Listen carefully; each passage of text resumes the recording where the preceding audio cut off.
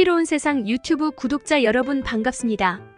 우리 채널은 우주의 경이로움부터 인체에 숨겨진 비밀까지 세상 곳곳에 숨어있는 신비로움을 탐험하는 곳입니다. 지난번에는 뇌는 당신에게 환각을 보여주고 있다. 정신의 기원 의식의 훈련 방법이란 주제의 영상을 보내드렸는데요. 오늘은 신의 존재를 믿을 수밖에 없는 3가지 이유. 종교인과 비종교인이 함께 사는 세상이란 주제의 영상을 보내드리겠습니다.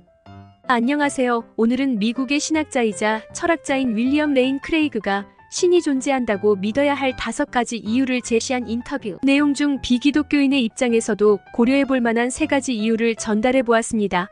한번 존재와 무 사이에서 고민해봅시다. 지금부터는 크레이그의 말을 압축한 내용을 먼저 들려드리겠습니다. 첫째, 신은 우주의 기원에 대한 최선의 설명입니다. 현대적 과학에서는 우주가 영원하지 않으며 유한한 과거의 시작점을 갖고 있다고 말합니다. 천체물리학의 주류 견해에 따르면 약 140억 년 전의 거대한 폭발로 우주가 시작되었습니다. 이 견해에 따르면 물질이나 에너지뿐만 아니라 시간과 공간 자체가 빅뱅의 순간에 생겨났습니다. 즉, 빅뱅은 말 그대로 아무것도 없던 것으로부터 우주가 생겨났다고 말하는 것이죠. 그런데 문제는 아무것도 아닌 것으로부터는 아무것도 나올 수가 없다는 겁니다. 무신론에 따르면 무로부터의 우주가 나왔다고 믿어야 합니다. 제가 보기에는 이 주장을 믿는 것보다는 우주의 시초에 대한 초벌적 원인이 있다고 보는 것이 더 합리적입니다. 최근 대중에게는 양자역학과 우주의 기원에 대한 상당히 잘못된 정보가 퍼져 있습니다. 즉, 양자진공으로부터 입자가 나오는 게 가능하기 때문에 무로부터 우주가 생겨날 수 있다는 것이죠. 그런데 양자진공은 결코 무가 아닙니다. 양자진공은 에너지의 바닥 물법칙에 따라 활발하게 요동치는 활동의 바다를 의미합니다. 결코 무가 아니죠. 따라서 만약 빅뱅 당시의 우주 상태를 양자진공으로 설명한다고 해도 여전히 무로부터 유가 나왔다는 것은 설명이 안 됩니다. 이런 사실은 물리적 우주의 기원에 대해서는 초월적 원인이 필요하다는 걸 말해줍니다. 우주의 원인은 과연 어떤 속성을 필요로 할까요? 우주의 원인은 그 자신은 어떤 원인이 없어야 하고요. 비물리적이어야 하고요. 비물질적이어야 하며 비시간적이어야 합니다. 또한 시간이 생겨나기도 전에 존재하고 있으니 불변한다는 특징을 가져야 하고요. 변하는 시간에 따른 것이니까요. 또한 우주의 원인은 우주를 탄생시킬 만큼 강력해야 합니다.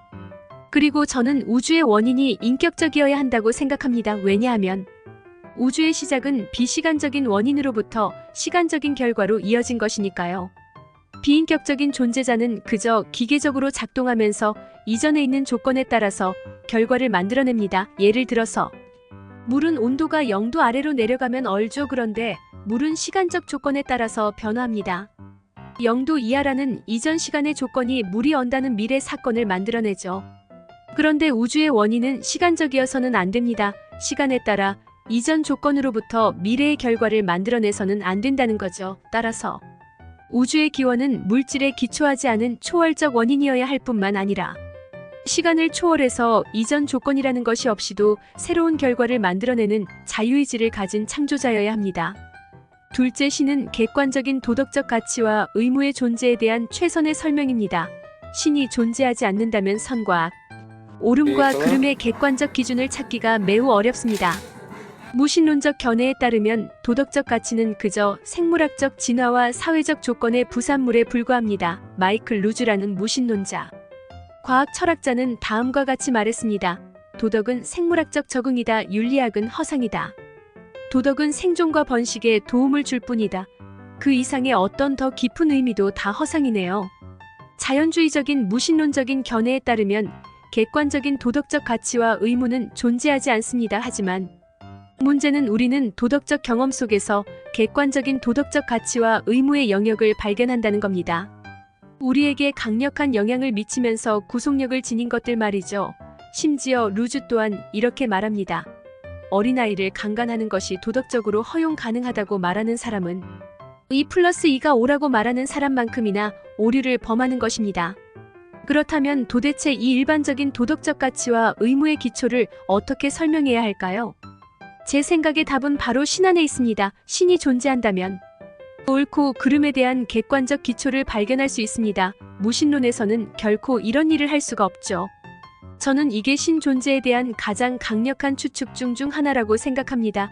왜냐하면 학생들은 대학교 강의에서 상대주의를 배우고 신은 존재하지 않으며 도덕적 가치 또한 존재하지 않는다고 배우면서도 여전히 객관적 가치가 존재한다는 전제를 완전히 버리지는 못하거든요. 사람들은 인내심, 열린 마음, 사랑 등을 좋은 것으로 여깁니다. 그리고 이런 것들이 객관적 가치에 해당하지 않는다고 말하는 사람들을 보면 비판하려고 하죠.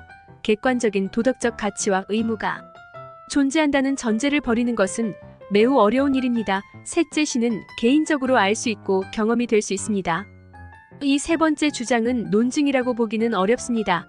그보다도 우리는 신의 존재를 이런 논증들과 별개로 단순히 개인적인 차원에서 경험할 수 있다는 거죠. 이게 성경에서 사람들이 신의 존재를 알게 되는 경로입니다. 종교학자 존 힉은 말했습니다. 성경 속의 인물들에게 신은 정신에 의해 받아들여진 관념이 아니라 그들의 삶의 의미를 부여하는 경험된 실제였다. 이게 만약 사실이라면 신 존재에 대한 논증은 오히려 우리가 신을 대면하는 것을 더 어렵게 만드는 것일 수도 있습니다. 우리는 논증에 너무 몰입한 나머지 신이 우리의 가슴에 전하는 내면적 목소리를 듣는 경험으로부터 멀어지는 것일지도 모릅니다. 신의 목소리를 듣는 사람들에게 신은 삶에 있어서 개인적 실제가 됩니다. 성경의 야고보서 4장 8절에는 하나님을 가까이 하라. 그리하면 너희를 가까이 하시리라라고 나와 있습니다. 우리는 논증에만 신경을 쓸 게 아니라 신에게 가까이 다가가고 그를 대면하려고 노력해야 합니다. 저는 기독교인이 아니니 그러다가 다음 두 가지 방법을 통해 신을 대면했죠. 첫째는 기도입니다. 진지하게 혼자서 말해봐야 합니다. 신이시여, 만약 존재한다면 당신의 모습을 보여주세요. 이런 기도를 지속적으로 할 필요가 있습니다. 둘째로는 신약 성경에 나와 있는 예수의 이야기를 읽어야 합니다. 그러면서 과연 그가 나의 죄를 사하여주고 신과의 개인적 대면을 하도록 하기 위해 자신이 대신 죽은 신이 육화된 존재라는 것이 가능한지 생각해 보아야 합니다. 이 두 가지 길을 걷는다면 제가 그랬듯 사람들은 스스로 신을 만나게 될 거라고 생각합니다. 자, 지금까지 크레이그의 말을 살펴봤는데요. 아마 신의 존재를 믿지 않는 분이라면 혹은 기독교의 인격신을 믿지 않는 분이라면 크레이그의 주장이 황당하다고 생각하실 겁니다. 제 생각을 간단히 말씀드리자면 일단 첫 번째 주장에 대해서는 완전한 반박을 내놓기가 어려운 측면도 분명 있다고 생각합니다.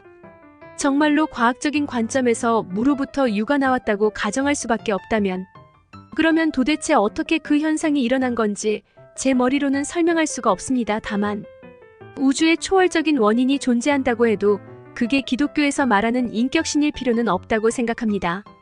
분명히 인간이 가진 이성의 한계를 뛰어넘는 무언가가 존재하기 때문에 지금 우리가 경험하는 세계가 펼쳐지는 거라고 생각합니다. 다만 그게 정확히 기독교의 성경에서 말하는 그 신이어야 할 이유가 있는지 적어도 아직까지는 잘 모르겠습니다. 두 번째 이유는 개인적으로 첫 번째 이유보다 더 심오하다고 생각합니다. 어린아이를 강간하거나 살해하는 것에 근본적으로는 아무런 문제가 없다고 과연 인간은 받아들일 수 있는가? 아마 유지하는 분들은 그렇다고 생각하실 것 같습니다. 근본적인 도덕적 옳고 그름이 존재한다고 생각하려면 무언가 초월적인 것의 존재를 인정할 수밖에 없는데 현대인의 삶에서는 딱히 그런 걸 받아들여야 할 필요성이 크지 않으니까요. 그렇다면 정말로 엄청나게 심각한 죄를 저질러도 최종적으로는 아무런 문제가 없는 걸까요? 이런 주장을 정말로 나 자신이 마음 깊숙이 받아들일 수 있을까요? 이에 대해서는 자신의 마음속을 깊이 들여다보면 스스로에게 질문을 던져봐야 할 문제라고 생각합니다. 셋째 이유는 크레이그 스스로도 인정하듯이 논증이라기보다는 개인적 체험에 근거한 주장에 가깝습니다. 아마 무신론자의 입장에서는 크레이그처럼 신의 음성을 들었다, 신을 개인적으로 대면했다고 주장하는 사람들을 보면 정신에 이상이 있는 거라고 생각할 겁니다. 그런데 저는 여기서 우리가 정말로 특정 종교에서 말하는 인격신을 개인적으로 대면할 수 있느냐 없느냐가 핵심적인 쟁점은 아니라고 생각합니다. 그것보다 훨씬 중요한 것은 인류의 역사상 많은 사람들은 일반적인 사람들과 다른 체험을 하며 살아간다는 겁니다. 예를 들어서 명상 수행을 오래 한 몇몇 스님들은 명상을 통해 꿈 없는 잠의 상태, 모든 감각이 조용해지는 상태에 빠지는 것이 가능하다고 주장합니다. 무속인들은 신을 본다고 말합니다. 성직자들은 신의 목소리를 듣는다고 말합니다. 물론 여기서 신이 의미하는 바는 각각 다르겠지만요. 과연 역사적으로 오래전부터 이어져 온 이런 체험의 진술들은 모두 미친 소리에 불과한 걸까요? 아니면 어떤 초월적인 무언가가 그런 체험을 통해 자신의 존재를 알려오는 걸까요? 과연 미친다는 건 뭘까요? 지금 현대 사회 속에서 극도의 합리주의를 추구하며 살아가는 우리는 정말 제정신인 걸까요? 제정신인 상태에서 미친 소리를 감별해낼 수 있는 능력과 기준이 우리에겐 있는 걸까요? 만약 그렇다면 우리는 왜 그 능력과 기준을 스스로가 가졌다고 믿는 걸까요? 제 이성적 능력의 한계 안에서 주장하자면 초월적 존재는 살아있는 인간에게 영원히 미스터리로 남아있을 겁니다. 그런데 어느 순간 이성을 뛰어넘어 어떤 존재가 그것이 기독교에서 말하는 신이든 다른 무언가이든 말로 설명할 수 없는 어떤 경로를 통해 자기 자신을 알려올지도 모릅니다. 그렇지 않을지도 모르지만 적어도 그럴 가능성도 있다는 걸 열어두고 살아가는 게 자신의 이성에 대해 조금 더 겸손한 자세를 갖고 살아가는 길이 아닌가 싶습니다. 구독자 여러분, 신의 존재를 믿을 수밖에 없는 3가지 이유. 종교인과 비종교인이 함께 사는 세상이란 영상을 통해 우리는 어떤 교훈을 얻을 수 있을까요? 윌리엄 레인 크레이그의 주장을 통해 신의 존재에 대해 고찰해본 내용은 신앙과 과학, 도덕, 개인적 경험의 3가지 관점에서 신의 존재를 탐구하는 중요한 통찰을 제공합니다. 이러한 관점에서 신의 존재에 대한 고민은 단순히 종교적 믿음의 문제를 넘어서 인류의 근본적인 질문들과 연결되어 있습니다. 크레이그가 제시한 신의 존재에 대한 이유들은 비기독교인들에게도 심오한 고민을 자아내는 요소들이며 현대인들이 신의 존재에 대해 어떻게 접근해야 할지에 대한 중요한 사유의 기회를 제공합니다. 크레이그는 우주의 기원과 과학적 설명의 한계를 지적하며 우주의 초월적 원인에 대한 가능성을 열어둡니다. 이는 과학적 탐구의 범위를 넘어선 철학적이고 신학적인 질문을 제기합니다. 현대인들에게 이는 자연 세계를 이해하려는 노력과 더불어 초월적인 원인에 대한 개방성을 유지하는 것의 중요성을 일깨웁니다. 과학과 신앙은 서로 배타적인 영역이 아니라 인간 이해의 서로 다른 차원을 탐구하는 수단으로 볼 수 있습니다. 크레이그가 강조하는 객관적인 도덕적 가치와 의무의 존재는 신의 존재를 뒷받침하는 또 다른 주장입니다. 이는 도덕적 판단의 기초가 되는 근본적인 가치들이 단순히 사회적, 생물학적 조건의 결과가 아니라는 주장을 포함합니다. 현대인들에게 이는 개인적인 도덕적 판단과 사회적 가치의 기준에 대해 심사숙고할 기회를 제공합니다. 신의 존재가 객관적 도덕성의 근거로 제시됨으로써 도덕적 상대주의와 절대주의 사이의 대화와 이해의 폭을 넓힐 수 있습니다.